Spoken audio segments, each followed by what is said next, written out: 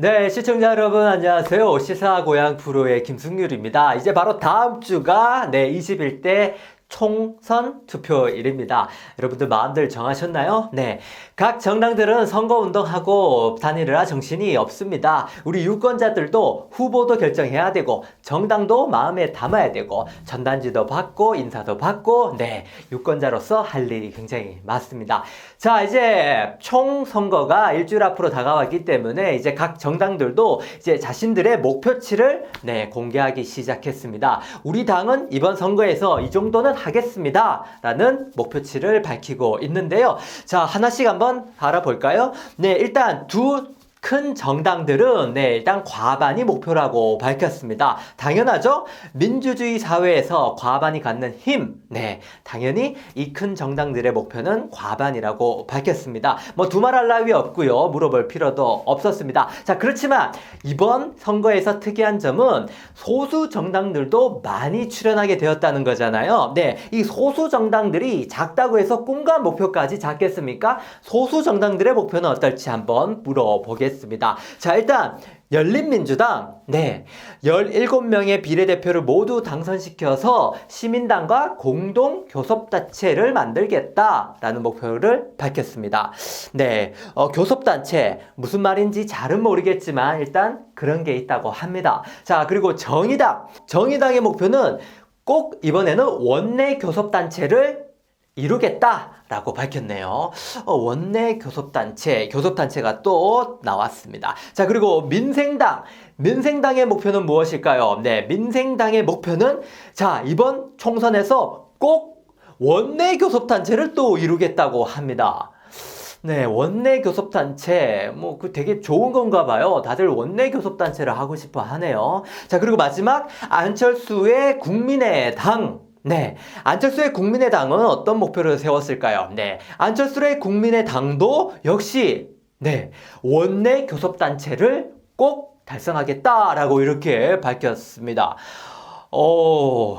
이쯤 되면 살짝 궁금해집니다. 아니, 도대체 원내 교섭단체가 뭐길래 이 소수 정당들의 꿈과 목표가 되었을까요? 큰 정당들은 과반이라는 아주 큰 꿈을 가지고 있는데 소수 정당은 현실적으로 그건 안 되겠지만 원내 교섭단체는 꼭 달성하겠다, 이루겠다 이렇게 포부를 밝혔습니다. 도대체 이 교섭단체가 뭐길래 이렇게 사력을 다해서 되려고 하는지, 원내 교섭단체 이것이 무엇인지 오늘 시사 고양 프로에서 이야기를 해볼까 합니다. 원내 교섭단체는 무엇이고 무엇이 좋으며 왜 이렇게 다들 되려고 하는지, 그리고 다음 국회에서 원내 교섭단체가 가지는 중요성은 무엇인지 오늘은 그 얘기를 들려드리도록 하겠습니다. 여러분 끝까지 지켜봐 주시면 원내 교섭단체에 대한 기본 상식 알고 다음 국회가 이제 시작할 때 아주 재미난 이야기를 알게 되실 겁니다. 여러분 끝까지 지켜봐 주시기 바라겠습니다.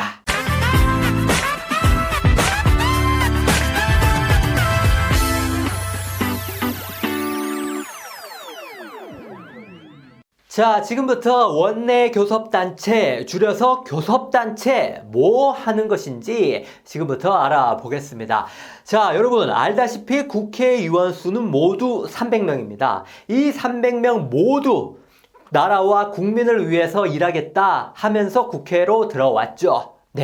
자, 근데 나라와 국민을 위해서 하겠다는 일이 다 다를 겁니다. 정치인들만큼 고집도 세고 생각도 다른 사람들이 또 있을까요? 자, 이런 300명들을 모아서 나라 살림을 맡기고 일을 시켜야 되는데 자, 그게 참 보통 일은 아니라는 거죠.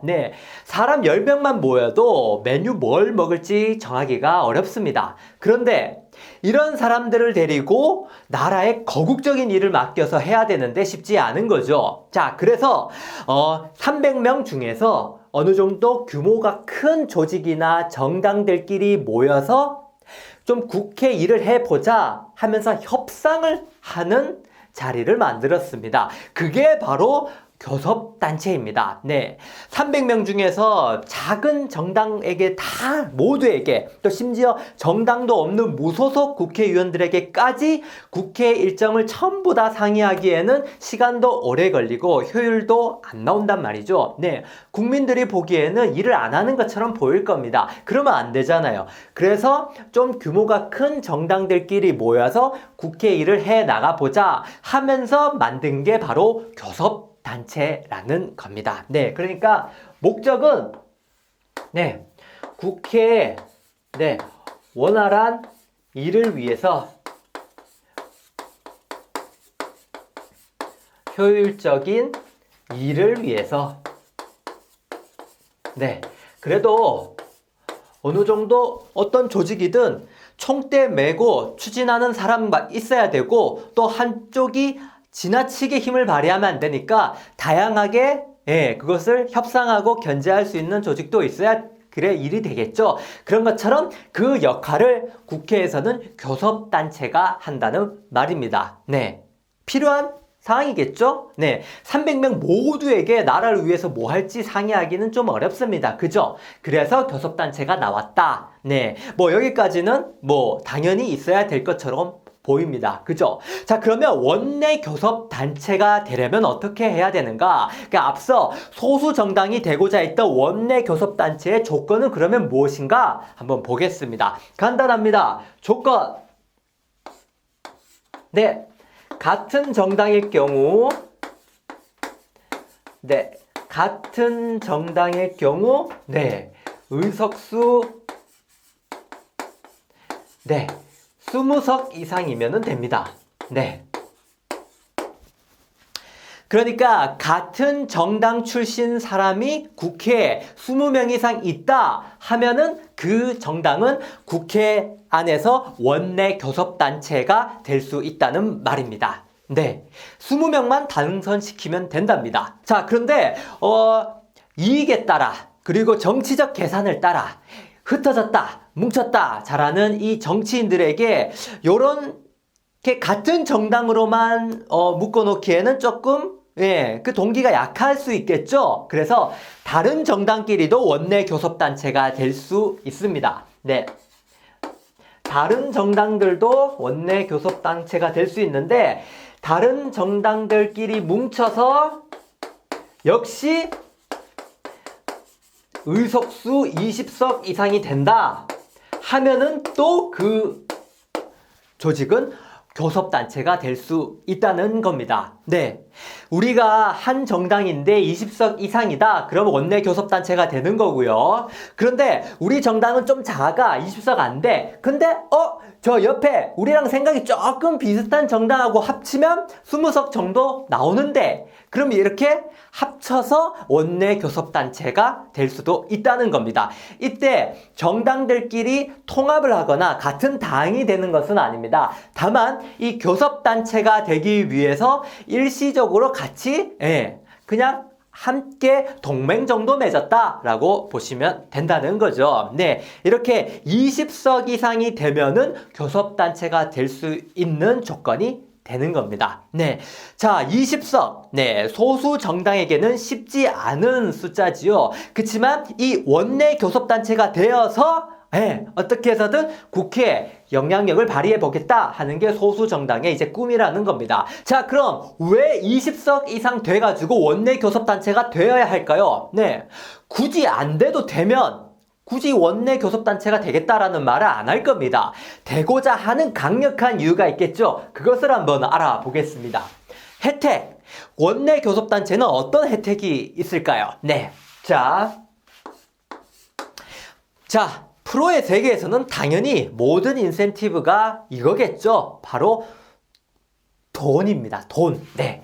자, 원내 교섭 단체에게는 돈을 줍니다. 네. 국고보조금. 네. 정당에게 국고보조금을 지급하는 겁니다. 돈 준다는 거예요. 20석 이상 되는 정당에게는 말이죠. 자, 근데 그 국고보조금이 나가는 규모가 원내 교섭단체일 때와 아닐 때가 엄청 차이가 크다는 게 문제입니다. 자, 그럼 요 설명을 잠깐 좀 구체적으로 한번 해볼게요.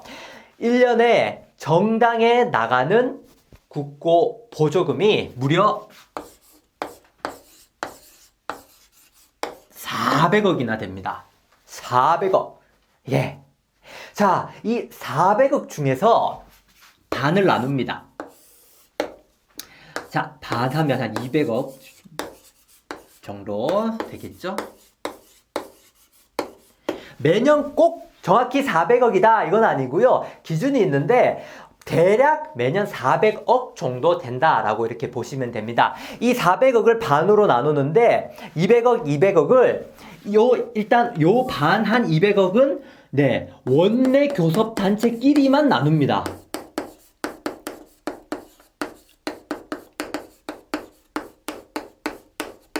네. 아주 소수 정당이 보기에는 치사하고 더럽겠죠? 네. 400억이나 되는 돈을 반에서 200억이나 되는 돈을 원내 교섭 단체끼리만 동등하게 나누는 겁니다. 네, 200억을. 그러니까 20명 있는 정당이나 100명 있는 정당이나 200명 있는 정당이나 똑같이 여기서 n분의 1씩 해 나가는 겁니다. 오, 200억에서 예, 나누면 돈이 얼마나 크겠습니까? 그죠? 우리나라 국회가 교섭단체가 아무리 많아봐야 3개입니다. 3개. 예, 보통 큰 정당들이 교섭단체 1개씩 가져가고, 그나마, 3교섭단체가, 생길 때도 있고, 안 생길 때도 있고, 그러는 거죠. 네. 거기서 교섭단체가 하나 되면은 이 국고고 보조금을 엄청나게 받아갈 수 있는 겁니다. 그리고 이 나머지 200억은 의석수, 네. 비율로 또 배분을 합니다. 자, 제가 양해 말씀을 먼저 좀 드릴게요. 이 국고 보조금 400억을 나눠서 이렇게 했는데 조금 더 정밀하고 정확하고 확실하게 이야기하자면 요 나머지 반 200억은 나누는 방식이 조금 디테일하게는 있습니다. 근데 큰 틀에서 보면은 의석수 비율로 나눠진다라는 거 제가 간단하게 설명하고자 이렇게 합니다. 지금은 이 국고 보조금이 어떻게 배분된다라는 게 중요한 사안은 아니니까요. 간단하게 그냥 의석수 비율로, 그러니까 많은 정당이 많이 가져가고 의석수가 적은 정당이 적게 가져간다. 이렇게 정도만 보시면 되겠습니다. 자, 그러면은 여기서 아주 극단적인 예를 하나 들어가지고 이 국고 보조금의 규모 차이를 한번 설명해 보겠습니다. 그러니까 예를 들어서 여러분 20석의 원내 교섭단체 정당이 있고 정말 아깝게도 한 석 차이로 교섭단체가 안 된 19석의 정당이 있을 때 이 보조금의 차이는 그러면 얼마가 될까요? 네. 단 한 석밖에 차이가 안 납니다. 근데 한 석 차이로 어떤 정당은 원내 교섭단체가 되었고 어떤 당은 한 석 차이로 원내 교섭단체가 안 됐습니다. 자, 이럴 때 그 정당들이 받을 수 있는 국고 보조금의 차이 과연 얼마나 될까요? 상상을 초월한다는 말 미리 먼저 드리겠습니다. 자, 위에 계산식으로 먼저 한번 해볼게요. 자, 1번. 자, 20석 정당은 자, 얼마 받을까요? 자, 20석 정당 말고도 항상 거대 양 정당이 원내 교섭단체를 하고 있으니까 이 20석은 한 3번째 원내 교섭단체 정도 되었겠죠? 그러면 이 200억의 3등분한 돈을 가져가겠죠. 네. 200억을 3등분 하면은 66점 얼마 되겠지만, 지금은 산수 시간이 아니니까 간단하게 한 70억 정도로 대략 뭉뚱그려 봅시다. 네. 70억. 요거 3분의 1 한 70억. 예, 그죠? 거기다가, 네. 이 200억은 의석수 비율대로 대략 나눈다고 했습니다. 그래서 200억을, 네. 300명 총 국회의원 수로 나누고 20명, 예, 의석수, 이 정당 20석 있으니까 해서 하면은, 네, 산수 시간 아닙니다. 대략 한 13억 정도 나오더라고요. 소수점 제외하고. 네. 그러면 이 정당이 받아가는 국고 보조금이 얼마입니까? 70억 플러스 13억입니다. 네. 대략 한 83억 정도 된다고 네, 예상해 봅시다. 굉장히 많은 돈을 받아간 겁니다. 이 정도면. 자, 그리고 두 번째. 이제 19석의 정당. 얼마 받아갈까요? 네. 자, 19석. 아깝지만 원내 교섭단체가 안 됐죠? 그래서 이것을 한 푼도 못 나눠 가지게 됩니다. 네. 그래서 얘는 이게 없어요. 네. 자, 얘들이 챙길 수 있는 보조금은 겨우 요거밖에 없습니다. 그래서 얘도 300명을 200억을 300명으로 나눈 것 중에서 19석만큼만 받아가게 되겠죠. 네. 그러면은 12억 정도 되더라고요. 소수점 빼고. 네. 산수시가 아니라서 정확하게 계산할 필요는 없을 것 같습니다. 대략 이 정도만 나온다라고 좀 아시자고요. 자, 비교해 보겠습니다.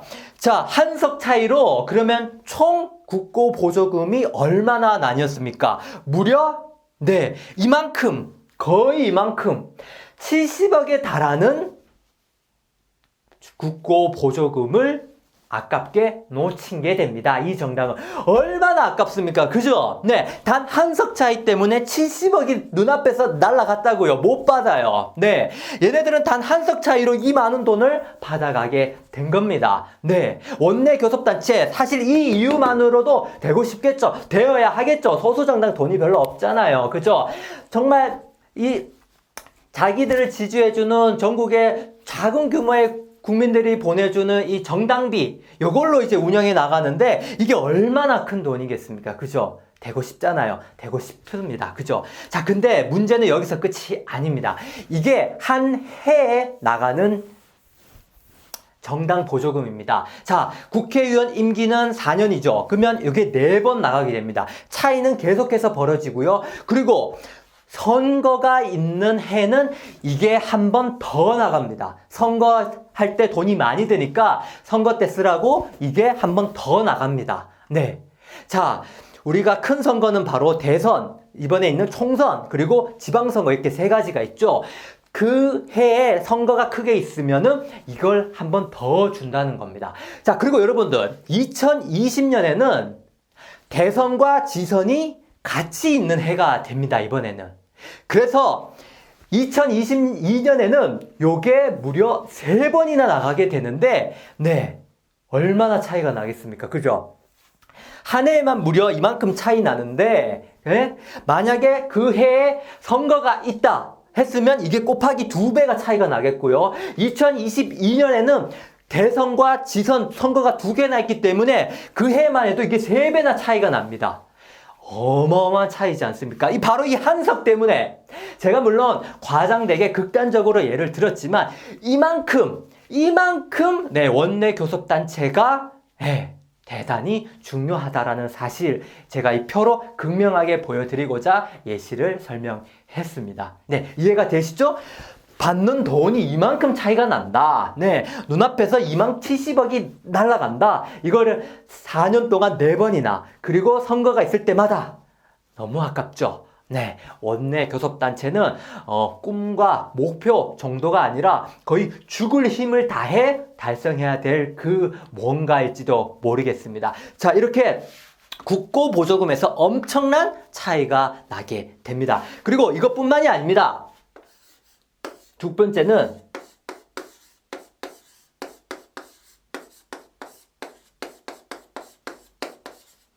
입법 지원비라는 게 있습니다. 입법 지원비. 생소한 말일 수도 있는데요. 자, 국회의원들이 하는 일이 뭡니까?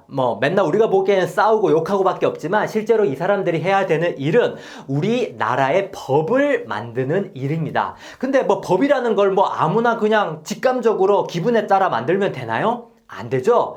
어느 정도 사회가 어떤 식으로 돌아가는지 또 이 법이 왜 필요한지 조사와 연구가 필요합니다. 아무렇게나 만들면 안 된다는 거죠. 과학적인 데이터를 통해서 아주 심층적으로 조사를 하고 연구를 해야 법이라는 것도 만들 수가 있는데요. 자, 근데 정당들이 이것을 하기 위해서는 비용이 드는데 이 비용을 역시 국가가 되어주는 겁니다. 누구에게? 원내 교섭 단체에게만 말이죠. 자, 여러분, 만약에 여러분들이 스포츠 선수예요. 네. 자, 스포츠 선수는 경기에만 집중을 하면 좋겠죠? 근데 내 옆에 나의 몸과 실력을 체크해주고 과학적으로 분석해주는 트레이너가 있다고 한번 생각해 봅시다. 얼마나 좋습니까? 그리고 그 트레이너가 내가 월급을 주는 게 아니고 나라에서 월급을 줘요. 네. 얼마나 좋겠습니까? 내가 다른 사람보다 더 경기에 집중하면서 기량을 발휘할 수 있겠죠? 예, 그것처럼 이렇게 원내 교섭단체에게는 법을 잘 만들라고, 법 만드는데 도움이 되라고 이렇게 입법 지원비, 좀 더 구체적으로 말하면 옆에서 이 법을 만드는데 도움을 주는 정책연구위원이라고 해서 그 사람들을 고용할 수 있게 해줍니다. 무려 나라에서 돈을 대주면서 말이죠. 네. 정책연구위원. 자, 국회에 배정된 정책연구위원이 무려 67명이나 있습니다. 67명. 네. 300명의 국회의원이 있는데 그들에게 도움을 주기 위해서 있는 정책연구위원이 67명 있는데 이 67명을 원내교섭단체에만 배정을 해주는 겁니다. 네. 원내교섭단체가 이 67명을 다 가져가는 거예요. 네. 나라 돈 받는 트레이너를 말이죠. 자, 이쯤 되면 원내교섭단체가 안 되면 거의 뭐 일을 못하지 않을까 싶을 정도로 걱정이 됩니다. 네. 돈도 이렇게 많이 받아가 거기다 옆에 비서까지 자기 일 도와주는 정책연구위원까지 다 독식하는 이 상황. 네. 원내교섭단체만이 누릴 수 있는 혜택인 겁니다. 네. 야, 67명이나 있는데 한둘 정도는 작은 정당에게 좀 도움을 주면 되잖아. 아니요. 우리 국회는 그렇게 온화한 곳이 아닙니다. 아주 의석이 깡패예요. 네. 아주 냉정한 곳이죠. 이 67명을 원내교섭단체에서만 가져가게 되는 겁니다. 네. 자, 이것만 봐도 확실한 규모가 차이가 있게 되죠. 네. 안 그래도 큰 정당, 돈도 많고 사람도 많은데 나라에서 지원도 이렇게 많이 받아요. 네. 소수 정당이 서운함이 극에 달할 정도가 됩니다. 그치만 우리 그 정치인들이 뭐 돈 때문에 정치합니까? 그죠? 다 국민들, 나라 잘 살게 하려고 이렇게 하는 거죠. 자, 그럼 이런 혜택 말고도 국회에서 어떤 권한이 있고 어떤 차이가 있길래 또 원내 교섭단체가 되어야 되는지 계속 한번 살펴보겠습니다. 자, 권한. 원내 교섭단체, 국회 효율적인 일정을 진행하기 위해서 꼭 필요한 교섭단체, 당연히 그에 걸맞는 권한이 조금 필요하겠죠. 어떤 권한이 있을까요? 네, 첫 번째. 자, 왠지 돈도 많이 받아갔는데 중요한 자리까지 챙겨갈 것 같지 않습니까? 그렇습니다. 실제로 그렇습니다. 국회 부의장하고 상임위를 우선 배정받습니다. 이제 국회의장 한 명 있고 그 밑에 국회 부의장 자리가 또 둘 있어요. 네, 국회 부의장 자리 누가 가져갈까요? 그럼요. 원내교섭단체가 가져가죠. 그리고 국회 안에는 상임위라는 게 있습니다. 이게 뭐냐면 큰 대학 종합대학이 있으면 그 안에 작은 과들이 있잖아요. 그죠? 네. 뭐, 여러 가지 과들이 있습니다. 체육과도 있고, 뭐, 국어교육과도 있고, 경영학과도 있고, 뭐, 과학공학과, 여러 가지 과가 있죠. 그것처럼 국회도 우리의 수많은 사회 분야를 다루기 위해서 여러 가지 과가 있습니다. 외교, 국방, 문화, 방송, 뭐 이런 것들. 자, 이런 것들이 또 나눠져 있어가지고 거기에 전문가들이 배석해서 그에 걸맞는 법을 또 만드는 겁니다. 자, 태어나면서부터 정치인이었던 사람이 있나요? 없죠? 네, 다들 각자 어떤 분야에서 활약하고 사람들에게 알려졌기 때문에 정치인까지 된 겁니다. 정치인이 되었으면 그 경력들을 다 버려도 되나요? 아니죠. 자기가 지금껏 몸담았던 분야를 위해서 더 열심히 하기 위해선 그 과에 들어가서 일하는 게 본인과 국민들을 위해서 더 좋은 일이겠죠. 그죠? 그래서 국회가 이제 시작되면 이 상임위에 들어가기 위해서 좋은 상임위를 차지하기 위해서 각 정당들의 싸움도 치열합니다. 그런데 이 상임위 배정 역시도 원내 교섭단체가 다 가져갑니다, 먼저. 네. 그래서 원내 교섭단체 국회의원이 아닌 비교섭단체 의원들은요, 이 상임위를 들어갈 때 원내 교섭단체 국회의원들이 다 먹고 난 다음 남는 자리만 들어갈 수 있는 겁니다. 내가 어떤 분야의 전문가다 할지라도 그 상임위에 들어가서 일할 수 있는 자격을 못 받을 수도 있는 겁니다. 왜? 비교섭단체 의원이기 때문에 말입니다. 네. 그래서 지난 20대 국회에서 처음 이제 상임위를 배정받을 때 언론개혁 20년 전문가 출신의 국회의원이 네, 외교통일위원회라는 상임위에 들어갈 수밖에 없었습니다. 이게 논란이 좀 되었는데요. 아니 그 사람은 왜 거기서 일 시키게 하냐라는 말들이 많이 나왔습니다. 농성도 하고 철회해 줄 것을 요구했지만 현실적 법 안에서는 그게 불가능했습니다. 결국 그 의원은 그냥 외교통일위원회에서 열심히 일할게요 하면서 일단락이 되었고 지금까지도 그 상임위는 들어가 보질 못했습니다. 네, 굉장히 억울하고 서러우면서도 뭔가 비효율적인 측면도 있죠. 네, 그게 비교섭단체가 받는 또 하나의 서러움입니다. 자, 여기서 끝이 아닙니다. 계속됩니다. 비교섭단체의 서러움은 말이죠. 자, 두 번째 뭐가 있냐? 원내 교섭단체들은 국회 일정을 논의하고 협상합니다. 네, 다시 말하면 비교섭단체 소속은 그런 논의에 참여할 수조차 없다는 말이지요. 네, 원내 교섭단체들은 네, 국회 일정을 논의합니다. 자, 이게 무슨 말이냐면요. 네, 국회가 이제 일을 좀 하려면은 국회가 열려야 되죠. 네. 그쵸? 네. 그러려면은 이 원내 교섭단체들끼리 모여가지고 자, 우리 국회에 모여서 이번에 일 좀 할까? 이번에 국회 열고 이번에 법안 좀 통과시켜볼까? 이런 거를 협상과 논의를 통해서만 결정을 하는 겁니다. 네. 자, 예전에 자유한국당이 국회 밖을 나가서 자꾸 투쟁만 했던 거 기억하시죠? 시위하고 데모했던 거. 자, 그때 그렇게 함으로 해서 국회가 전혀 열리질 못했습니다. 네, 자유한국당의 원내 교섭단체인데 원내 교섭단체 중 하나가 나 국회 못 열겠어, 나 밖에 나가서 투쟁할래 이러니까 국회가 아예 열리지도 않았던 것이죠. 네. 자, 이것을 논의하기 위해서 원내 교섭단체 대표끼리 모여가지고 자, 우리 국회 열까? 일 좀 할까? 이런 것을 논의해서 결정한다는 겁니다. 자, 잠깐 여러분, 당 대표하고 원내 대표하고 네, 이게 무슨 차이가 있는지 혹시 아십니까? 어떨 땐 당대표가 앞에 나서는 것 같고 어떨 땐 원내대표가 나서는 것 같고 이 둘 다 대표 같은데 무슨 차이지? 네, 살짝 헷갈리신 분들 많았죠. 네, 원내대표라는 것은 이 원내 교섭단체의 대표라는 겁니다. 그래서 이런 논의를 할 때 그 대표가 나가서 협상을 하는 거지요. 당대표는 물론 그 모든 당의 최고 우두머리고, 네, 원내대표는 이 협상을 할 때 대표로 나가는 게 바로 원내대표입니다. 네, 그러니까 원내대표도 잘못 뽑아가지고 이 협상을 잘 못하거나 끌려다니게 되면 안 되겠죠. 그래서 원내대표 자리도 그렇게 중요한 겁니다. 네, 이게 원내대표와 당대표 간의 약간의 역할 차이였습니다. 네, 자, 근데 비교섭단체는 이 국회 일정에 참여도 못하는 거예요. 내가 국회에 나가서 열심히 일하고 싶은데 원내 교섭단체들끼리 언제 국회 열지 협의를 안 하면 네, 자기 마음은 그득해도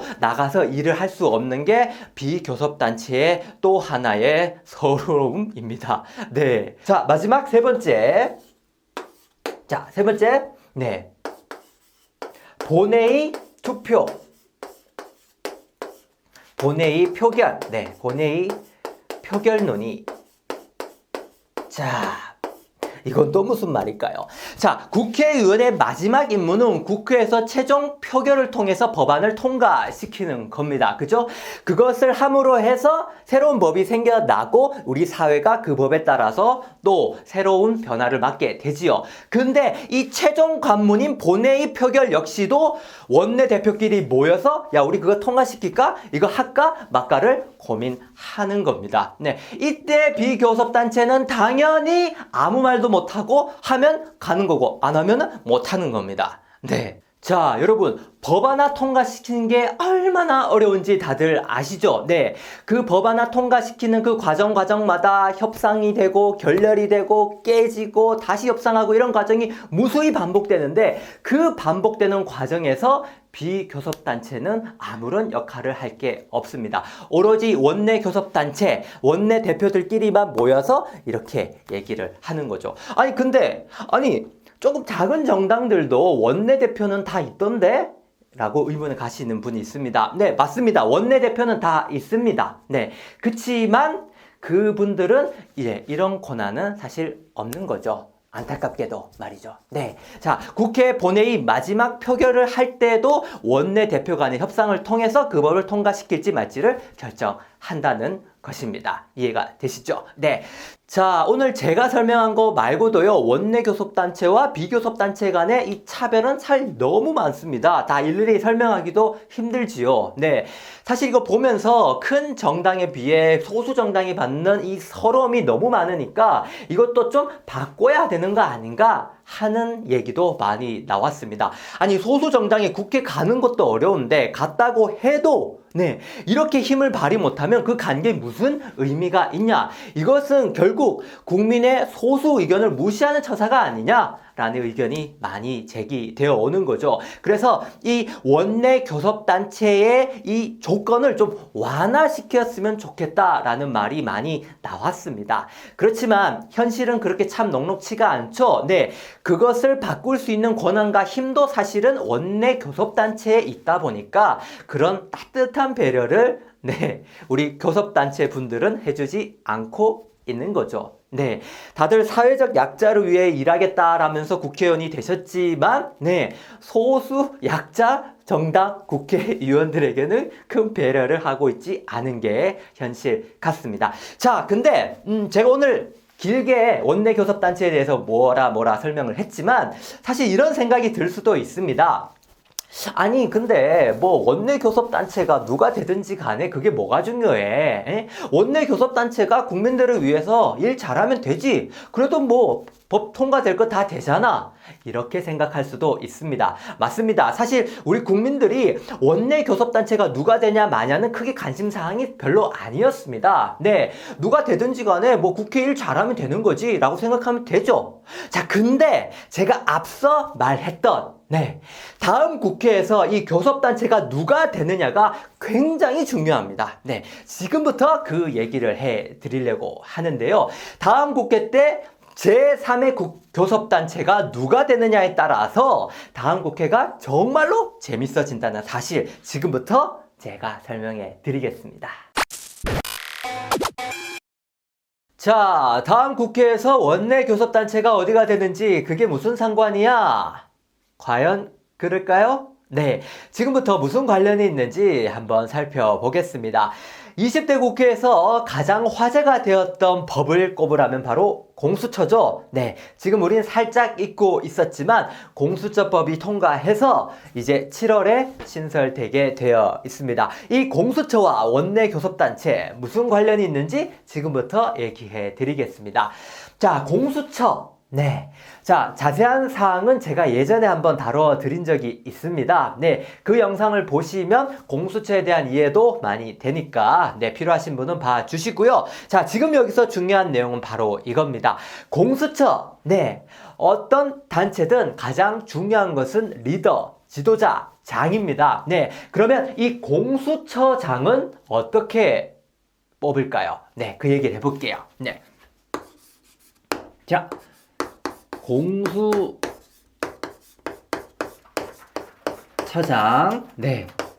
선출 방식입니다. 이게 가장 중요하겠죠? 이 조직이 잘 운영이 되려면 말입니다. 자, 공수처장을 선출하는 방식은 이렇습니다. 국회에 공수처장 후보 추천위원회라는 것을 만듭니다. 네, 후보 추천위원회. 그 중에서 어떤 인원이 속하게 되면요. 네, 자, 첫 번째, 네, 법무부 장관이 한 번 들어가고요. 자, 그 다음에 네, 법원행정처장. 네, 뭔지 몰라 됩니다. 저도 모릅니다. 이런 사람이 들어가는 것 정도만 알면 됩니다. 세 번째, 대한변협회장. 네, 이 세 분 다 법조계 물 좀 마신 분들이잖아요. 그죠? 네. 공수처장 후보 추천위원회에 이 세 명이 들어가고, 그리고 그 다음에 여당 추천 2명이 들어갑니다. 네.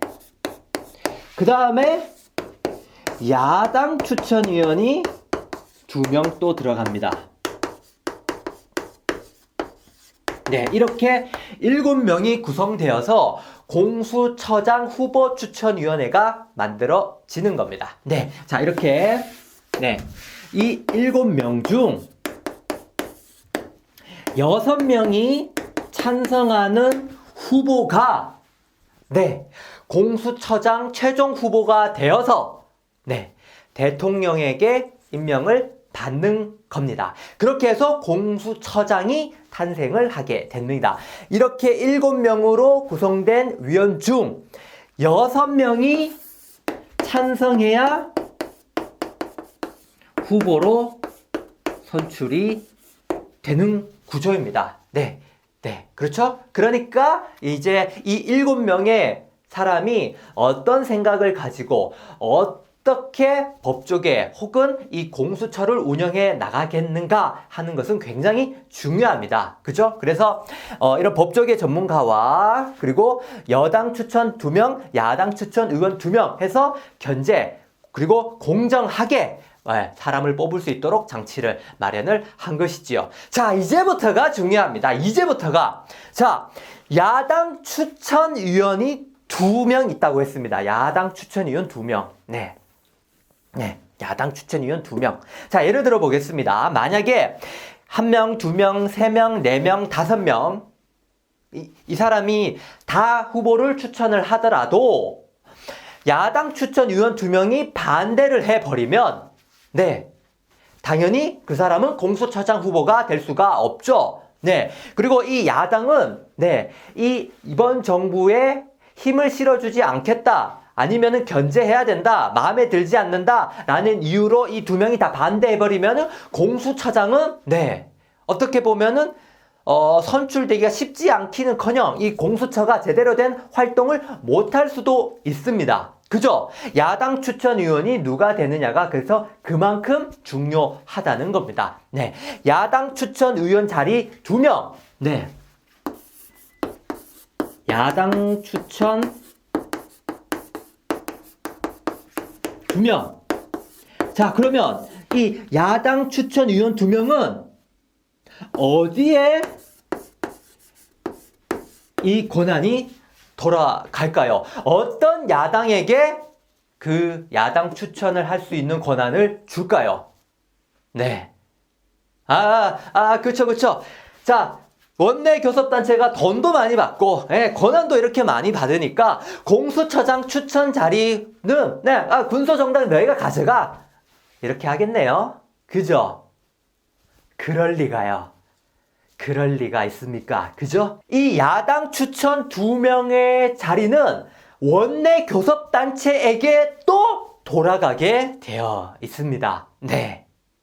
네, 당연하죠. 아니, 이 정도까지의 권세를 누리던 원내 교섭단체가 이걸 양보한다? 말이 안 되죠. 네, 당연히 원내 교섭단체가 된 야당에게 이 권한을 줄 거라는 말입니다. 네. 자, 현실적으로 한번 생각해 봅시다. 네. 당연히 다음 국회에서도 1교섭단체는 당연히 네. 미래통합당이 되겠죠. 네, 이건 뭐 어쩔 수 없는, 부정할 수 없는 현실일 겁니다. 자, 미래통합당에서 한 자리 갖고 갑니다. 그죠? 네, 한 자리는. 자, 그러면 나머지 야당 추천 한 자리는 누구에게 돌아가냐? 바로 야당이면서도 제3교섭단체에게 돌아가겠죠. 네, 제3야당 교섭단체에게. 그래서 이 제3야당 교섭단체가 누가 되는지에 따라서 이 공수처가 제대로 된 기능을 발휘하고 시작을 하느냐, 아니면 공수처장을 영원히 선출 못한 채 유명무실한 조직으로 전락하게 되느냐, 이 최종 결정이 바로 제3교섭단체가 누가 되느냐, 야당 추천위원 한 명의 자리를 누가 가져가느냐에 달렸다고 보시면 되는 겁니다. 그 교섭단체가 누가 될지는 아직까지 아무도 모릅니다. 그래서 지금은 이런 이야기가 많이 나오고 있지는 않지만, 네, 결국 다음 국회에서 제3교섭단체 쟁탈전이 펼쳐질 거라는 말이죠. 참 근데 역사가 공교롭게도 이번 선거법 개정에 따라서 큰 정당들의 작은 새끼 프랜차이즈 비례 정당들이 탄생을 했잖아요. 그죠? 이 비례 정당들이 다음 제3교섭단체를 노리고 있을 거다라는 추측이 강하게 들 수 있습니다. 그죠? 자, 예를 들면 미래통합당은 미래한국당을 제3교섭단체로 만들려고 할 것이고, 더불어민주당 여당에서도 이 제3교섭단체를 여야당 교섭단체로 만들기 위해서 노력할 것이다. 네, 그래서 7월 신설이 된다고 했잖아요. 그죠? 그러면 국회 선거가 끝나고 6월부터 이제 21대 국회가 시작이 되는데, 이 제3교섭단체를 차지하기 위해서 이 비례정당과 본점이 바로 합치기보다는 제3교섭단체를 우선 꾸린 다음에 합치거나 말거나 할 가능성이 높다, 이렇게 생각할 수가 있습니다. 자, 이것만 봐도 다음 국회 때 여전히 재밌고 즐겁고 신나는 정치 드라마가 계속해서 이어질 것이다 라는 전망을 할 수가 있는 거죠.